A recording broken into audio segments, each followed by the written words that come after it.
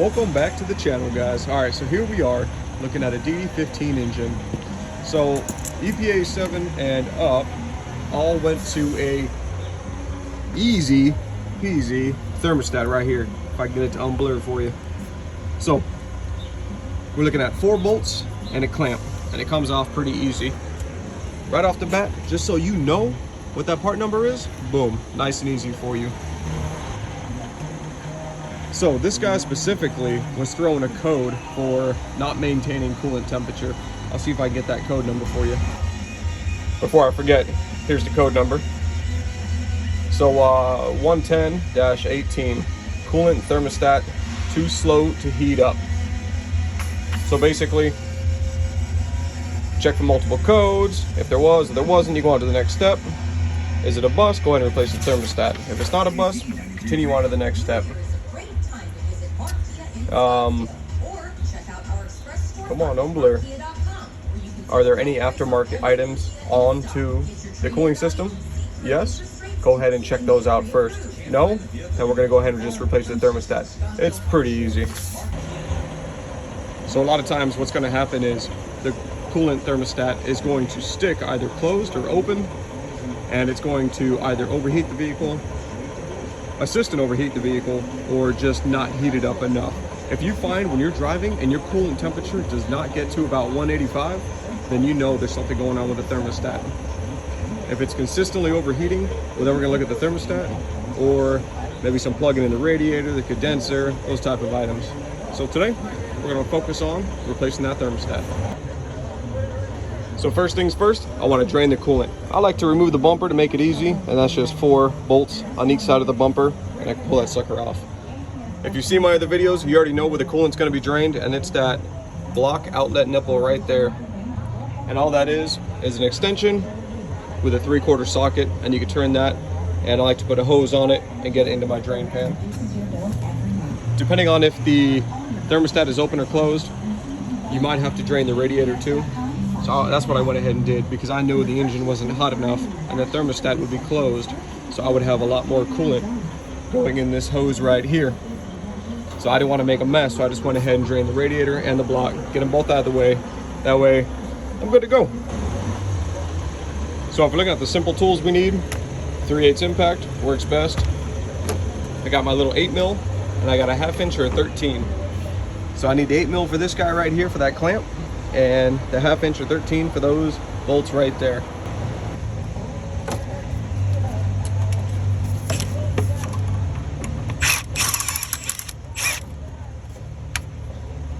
So when I take off the clamp, you can reuse it, but I really don't like to. I don't trust it.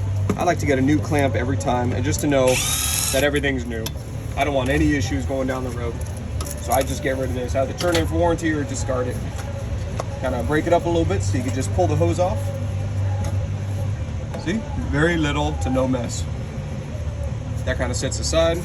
You can lean it back if you wanted to, but there is a spring inside of it to keep that tension on that hose. Keep it expanded at all times. All right, we're gonna switch up sockets.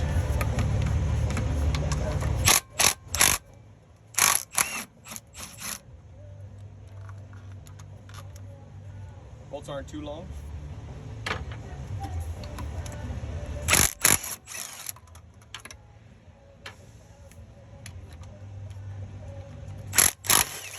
Now, of course, if you don't drain the block and you go to take this off, you're gonna get a huge mess. Whatever's in that oil coolant module there. Oh, this cable might be in your way. I'm gonna go ahead and take off this bolt.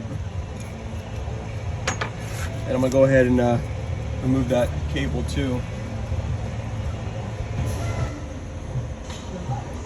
So what you could do is get a screwdriver and get it back there, or you get a pair of dikes, some pliers, whatever you can back there.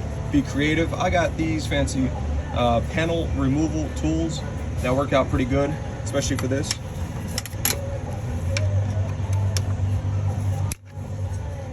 Well, it just broke it. Usually it works good, but sometimes they're so cheap plastic that they just break right off. Not a big deal.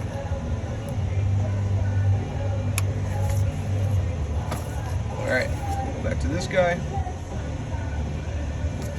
And with this, get the hose out of the way. And if you work it, you should be able to pull it off. You might need a hammer just to kind of smack it around. See, we got some coolant coming out.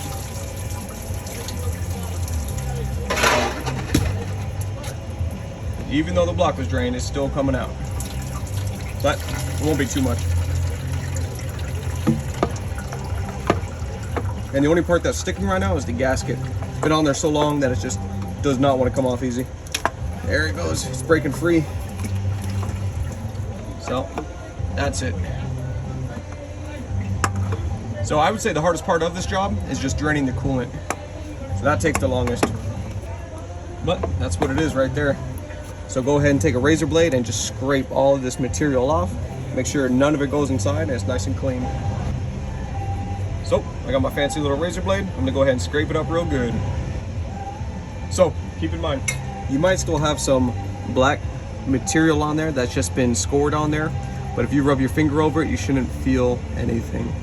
So as long as you scrape off anything that is raised, then you're good. Once that's done, I like to spray it off with a little bit of brake clean. Just wipe down that seal.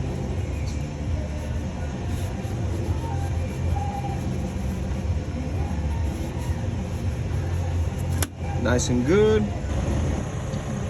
Since there's a lot of weirdos out there that like unboxing videos, here you go.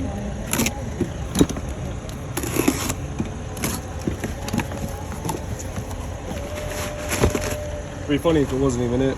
It was something totally different. I'm like, what the hell? Cool. So there it is. As you can see, inside the box, it does not come with a gasket. So make sure to order one separately. Cool. So here we have a gasket. It's got these little grooved areas in there to go ahead and help it stick into place. Now there's no need to put silicone or grape jelly or peanut butter or whatever you can think of on here, because this seals pretty well. You shouldn't have any issues. Cool, so once that's on there, we can go ahead and put it into place.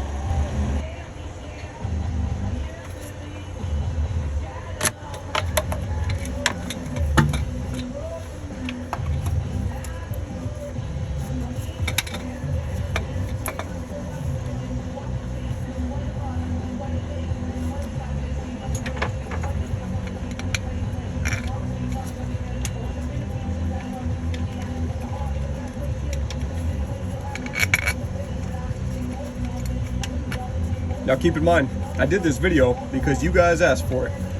You guys wanted to figure out how to replace the thermostat on these DD engines. So if you guys ever want to see any other videos, just go ahead and shout out and let me know. And I'll try to make it happen for you.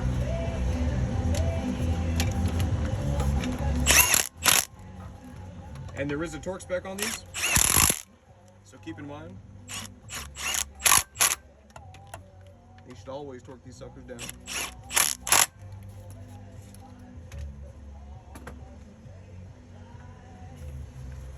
New clamp like we talked about. Bad camber angles.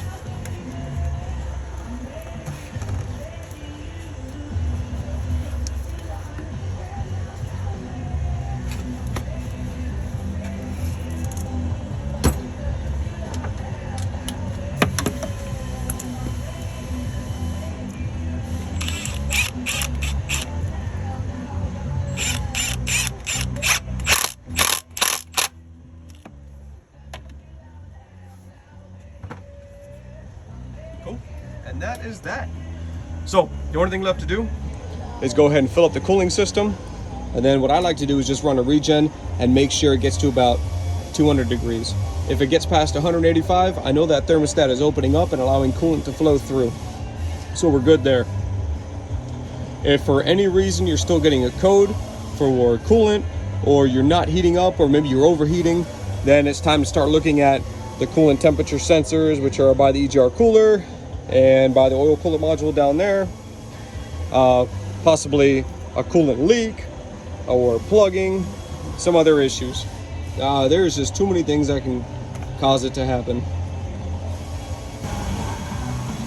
But really, that was quick and easy.